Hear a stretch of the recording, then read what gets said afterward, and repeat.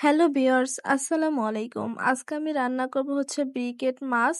তো এই মাছটাকে আমরা এদিকে কিন্তু ব্রিকেট মাছ বলে থাকি। আপনারা কে কি নামে চেনেন অবশ্যই কমেন্টস করে জানাবেন।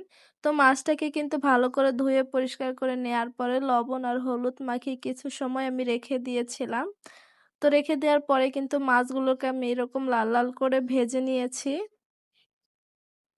তো আমার মাছগুলো কিন্তু ভাজা হয়ে গেছে, এখন আমি তুলে নিব। যেহেতু আমি মাছগুলোকে ভুনা করব, তো তার জন্য কিন্তু মাছগুলোকে আমি একটু ভালো করে ভেজে নিয়েছি।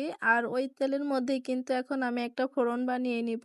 তো তার জন্য কিন্তু এখানে আমি পেঁয়াজটাকে আধা ভাজা করে নিয়েছি। এখন দিয়ে দিব হচ্ছে কয়েকটা শুকনো মরিচ, তেজপাতা, তারপরে দিয়ে দিব হচ্ছে দারচিনি। তো এগুলো দিয়েও কিন্তু আমি এগুলোকে একটু ভালো করে ভেজে নিব।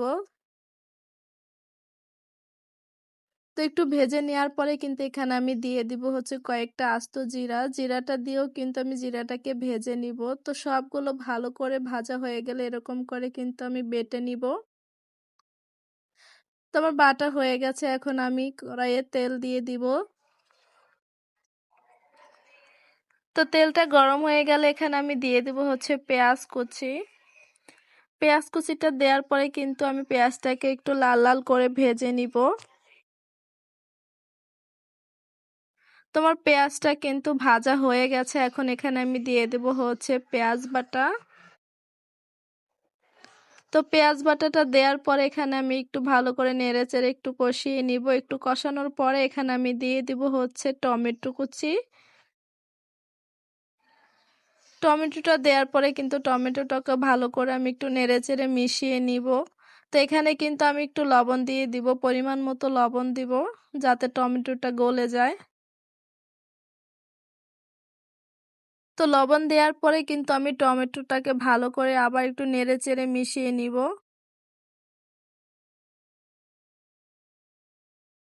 তো এইভাবে কিন্তু আমি কিছু সময় নেড়েচেড়ে নেয়ার পরে টমেটোগুলো কিন্তু এরকম খলে গেছে, দেখতেই পাচ্ছেন।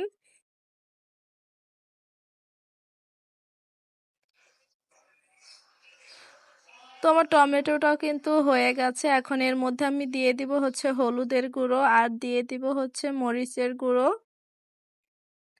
তো এগুলো দেওয়ার পরে কিন্তু আমি আবার একটু ভালো করে নেড়েচেড়ে মিশিয়ে নিব।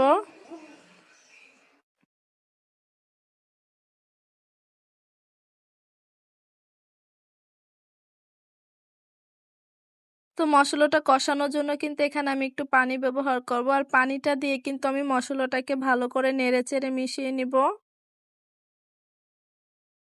তো এইভাবেই কিন্তু নেড়েচেড়ে আমি মশলাটাকে কিছু সময় ধরে কষিয়ে নিব। তো আমার মশলা থেকে পানি কিন্তু অনেকটাই শুকিয়ে গেছে। এই পর্যায়ে কিন্তু আমি ভালো করে নেড়েচেড়ে আরো কিছু সময় কষিয়ে নিব, যাতে মশলার এক্সট্রা একটা কাঁচা গন্ধ না থাকে। তো আমার মশলাটা কষানো হয়ে গেছে, এখন আমি দিয়ে দিব হচ্ছে ঝোলের পানি। যেহেতু আমি ঝোল রাখবো না, তো অল্প করে একটু পানি দিয়ে দিব।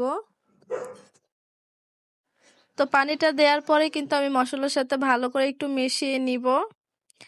তো এদিকে কিন্তু আমার পানিটা বলক চলে এসেছে, এখন আমি ওই ভেজে রাখা মশলাটা যে বেটে রেখেছি ওইটা দিয়ে দিব। ওইটা দেওয়ার পরে কিন্তু আমি পানির সাথে ভালো করে একটু নেড়েচেড়ে মিশিয়ে নিব।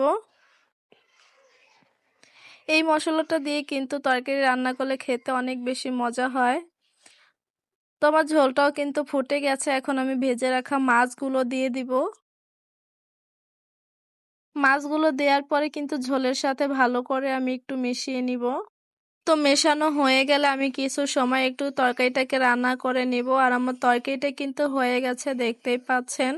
তো এভাবে কিন্তু এই মাছটা রান্না করলে খেতে অনেক বেশি মজা হয়। তো আজকের ভিডিওটি এই পর্যন্তই। আল্লাহ হাফেজ।